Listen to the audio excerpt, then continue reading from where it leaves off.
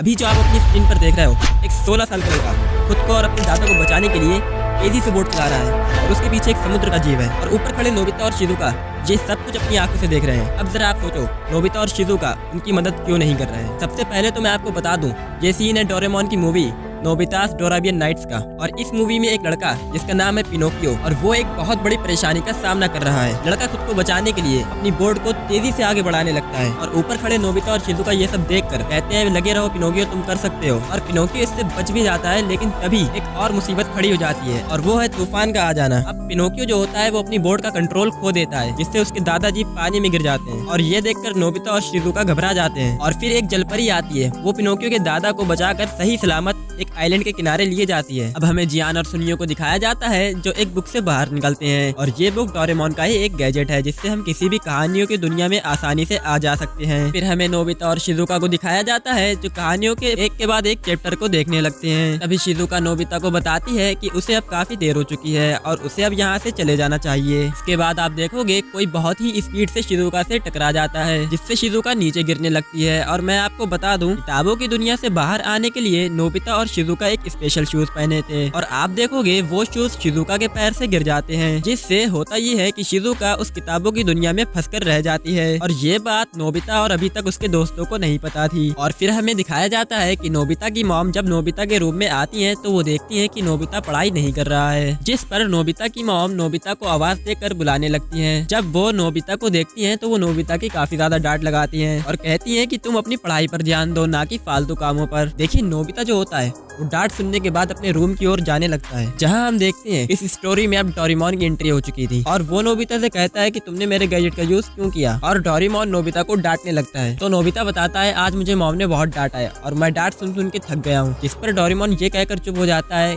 कि अगर ऐसी बात है तो मैं तुम्हें कल डांटूंगा। इसके बाद आप देखोगे कि रात हो चुकी है और नोबिता अपने रूम में सो रहा है। फिर सुबह होती है तो डोरेमोन नोबिता से कहता है कि पिक्चर बुक में तुम 4 लोग गए थे लेकिन यहाँ सिर्फ 3 जोड़ी ही जूते हैं। और ऐसा क्यों है नोबिता? इसका तो यही मतलब है कि कोई एक अभी भी उस पिक्चर बुक में है। और ये सुनकर नोबिता बहुत ज्यादा डर जाता है कि आखिर वो एक इंसान कौन हो सकता है। और इसे जानने के लिए डोरेमोन कहता है हमें सारी पिक्चर बुक को देखना होगा। इसके बाद वो लोग सारी पिक्चर बुक को देखने लगते हैं। फिर नोबिता कहता है कि पिक्चर बुक में ढूंढना बहुत मुश्किल है, इससे अच्छा तो हम उन सबको उनके घर पर ही पता कर लेते हैं। जो घर पे नहीं मिला समझ लो वही इस पिक्चर बुक में है। और ये कहकर नोबिता सबसे पहले सुनियो के घर जाता है। सुनियो की मॉम कहती है कि सुनियो घर पर नहीं है तो नोबिता काफी डर जाता है और वो पूछता है क्या सुनियो कहीं गुम गया है, जिस पर सुनियो की मॉम कहती है कि नहीं, वो जियान के साथ गया हुआ है। फिर नोबिता शिजुका के घर जाता है तो उसकी मॉम बताती है शिजुका कैंपिंग के लिए गई हुई है। और ये सुनकर नोबिता खुशी खुशी घर जाने लगता है और सोचने लगता है कि जरूर डोरेमोन ने ही कोई गलती की होगी। नोबिता जो होता है घर पहुंचकर डोरेमोन को बताता है सभी लोग अपने अपने घर आ चुके हैं। डोरेमोन जो होता है वो कहता है कि अगर ऐसी बात है तो जरा इस अरेबियन नाइट्स की पिक्चर बुक को देखो, एक जूता पड़ा हुआ है और कोई भी एक जूता पहनकर